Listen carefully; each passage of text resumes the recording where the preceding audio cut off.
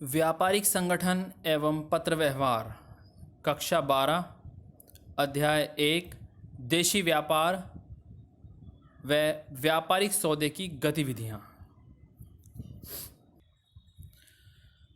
सबसे पहले हम पढ़ेंगे देशी व्यापार का अर्थ।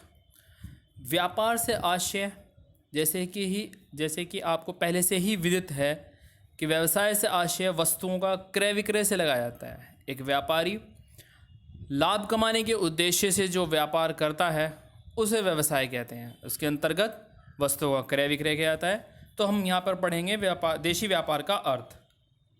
देशी व्यापार से आशय हो गया कि एक देश की सीमा के अंतर्गत होने वाला व्यवसाय, अर्थात देश के बाहर न होकर देश के भीतरी हिस्से में, जैसे दिल्ली से मुजफ्फरनगर, दिल्ली से मेरठ, आगरा, मथुरा या अन्य स्थानों पर राज्य से राज्य के बीच, शहर से शहर के बीच, अर्थात तो देश की सीमा के अंतर्गत ही होता है, तो उसे देशी व्यापार कहते हैं।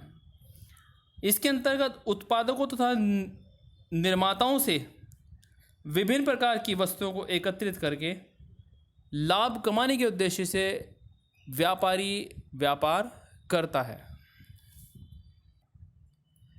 वैसे अगर देखा जाए तो व्यवसाय दो प्रकार से हो सकता है, देशी व्यापार और विदेशी व्यापार, परंतु हम यहाँ पर केवल देशी व्यापार के विषय में बात कर रहे हैं।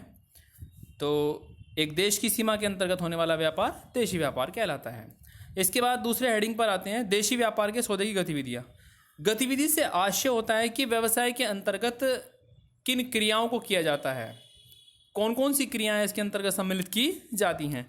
जैसे कि एक उदाहरण से हम इस बात को समझते हैं, यदि हम सामान्य व्यक्ति ही जो है, यदि किसी व्यापारी से कोई सामान खरीदने के लिए बाज़ार में जाता है, तो हम सबसे पहले क्या कार्य करते हैं? सबसे पहले हम उस व्यापारी से, दुकानदार से, उस व्यवसायी से वस्तु के विषय में पूछताछ करते हैं। तो यहाँ पर सबसे पहला हेडिंग आप देख रहे हैं, पूछताछ।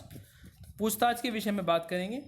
किसी भी व्यापारिक सौदे का प्रारंभ जो है वो पूछताछ से ही होता है।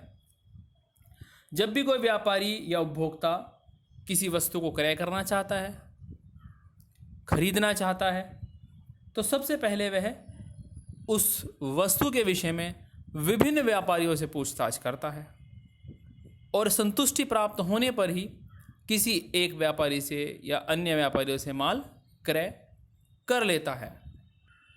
पूछताछ के बाद छूट, व्यापारिक छूट, नगद छूट आदि के विषय में समस्त तथ्यों की जानकारी कर लेने के पश्चात वह उसको माल के लिए कहता है। व्यापारी इसके पश्चात, दूसरे हेडिंग के अंतर्गत हम देखते हैं, व्यापारी इसके पश्चात उस ग्राहक के द्वारा पूछे गए माल के संबंध में कुछ जवाब भेजता है। जैसे ही वो जवाब भेजता है तो उसे हम निरख पत्र कहते हैं, अर्थात पूछताछ के उत्तर के संबंध में जो पत्र भेजा जाता है उसे निरख पत्र कहते हैं। इसके अंतर्गत माल की किस्म, माल के मूल्य के विषय में, माल के छूट के विषय में, भुगतान की शर्त आदि, माल की सुपुर्द की सब चीज़ के बारे में, इसके बारे में जानकारी दी होती है।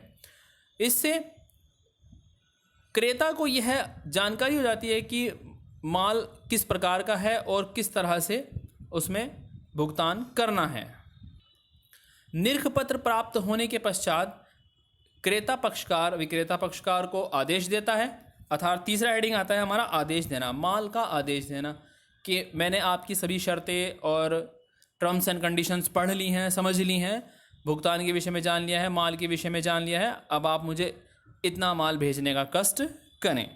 इसके बाद आता है आपका चौथा हेडिंग, आदेश की स्वीकृति। जैसे ही आदेश प्राप्त होता है तो विक्रेता पक्षकार आदेश की स्वीकृति क्रेता के पास भेजता है कि हाँ, आपका आदेश हमें प्राप्त हो गया है और हमने इसको स्वीकार कर लिया और हम आपका माल भेजने की कोशिश कर रहे हैं या माल भेज रहे हैं।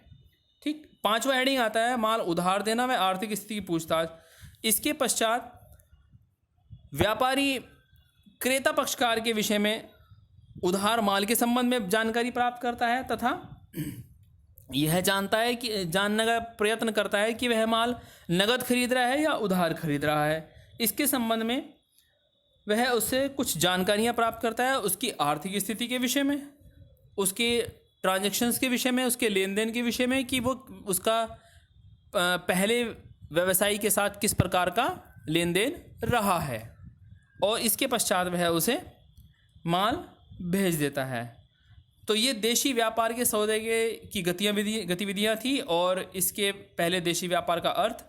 इस प्रकार से ये आपके 2 हेडिंग कंप्लीट हो जाते हैं।